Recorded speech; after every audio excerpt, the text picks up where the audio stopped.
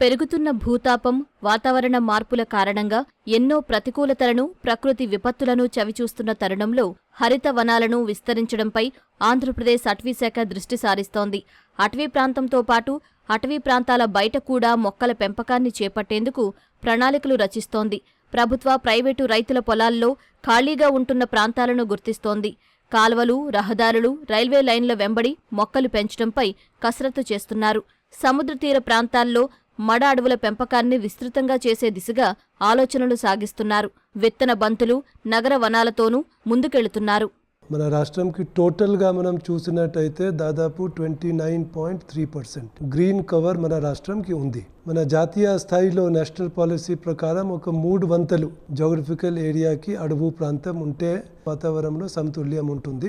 ఆ ప్రకారం చూసుకున్నట్టయితే మనకు ఇంకో ఒక 5% గ్రీన్ కవర్ పెంచాలి. కనీసం ఒక 50% మన జోగ్రఫికల్ ఏరియాకి మన గ్రీన్ కవర్ పెంచాల్సిన అవసరం ఉంది.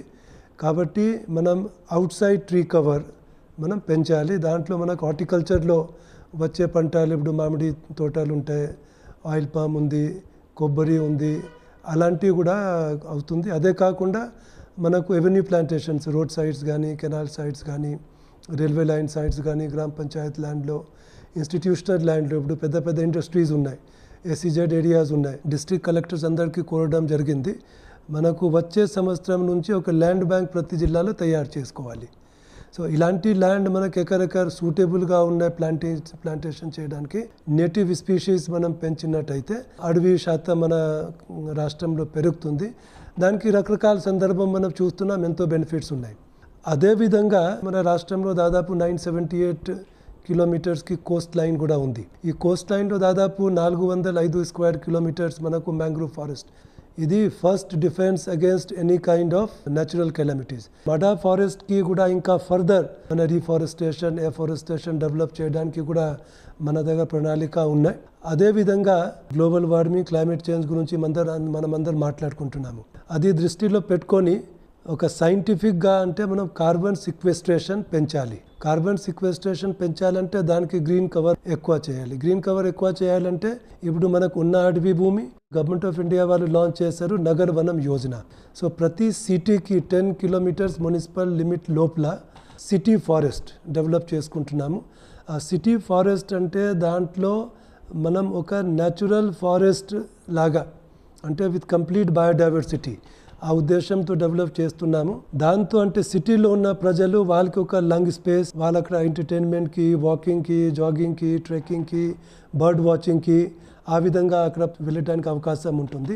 మన బయోడైవర్సిటీ క్రియేట్ చేసుకుంటూ soil and water conservation work మనం చేసుకొని ఒక మంచి ఒక న్యాచురల్ ఫారెస్ట్ లాగా డెవలప్ చేసుకుంటే దానికి కూడా ఈరోజు మన రాష్ట్రంలో 61 లొకేషన్స్లో మనం ఈ నగర్ వనం డెవలప్ చేసుకుంటున్నాము. గ్లోబల్ వార్మింగ్, క్లైమేట్ చేంజ్ వలన ఈ మోనోక్రాపింగ్ కి పెద్ద ప్రమాదాలు ఉన్నాయి. కాబట్టి అందరూ diversified multi layer cropping pattern కి షిఫ్ట్ అవుతున్నారు. ఇవి అన్ని దృష్టిలో పెట్టుకొని మన అటవీ శాఖ నుంచి మనం అందరు కలిసి ప్రజల సహకార్యం తీసుకొని, రైతుల సహకార్యం తీసుకొని, ప్రతి line departments, other stakeholder సహకార్యం తీసుకొని ఉన్న అడవి కాపాడుకోవడం.